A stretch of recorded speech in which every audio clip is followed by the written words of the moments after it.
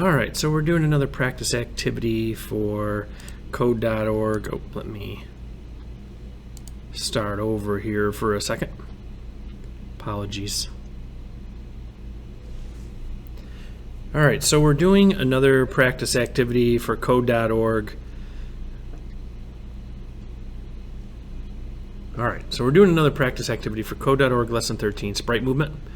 And in this activity, if we look, it says the program should move the motorcycle from the bottom left to the top right, as in the image to the right. However, the motorcycle moves off from the screen too quickly, and to see what's going wrong, take a look at the value in the watcher and add a watcher for the Y property.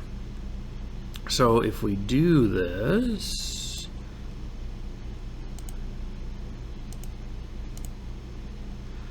it's clearly not working very well here, and if we debug this, we can see that the X location is actually changing quite a bit.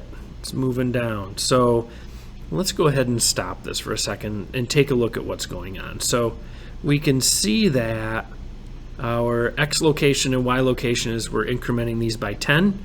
So, you know, if we look at our grid, right, our X location, so this is 200, and X is growing and growing and growing, or Y, X is not growing this way, but Y is, right? So if we notice, if we're increasing our Y location, what's happening is it's actually moving in this direction or down. What we really want is the Y location to get smaller. So let's go ahead, see how we have the Y location is actually growing and getting bigger each time. So let's go ahead and change this. And instead of adding to it, we're going to subtract from that. And we're going to go ahead and add the Y location in here. And we'll do a cycle.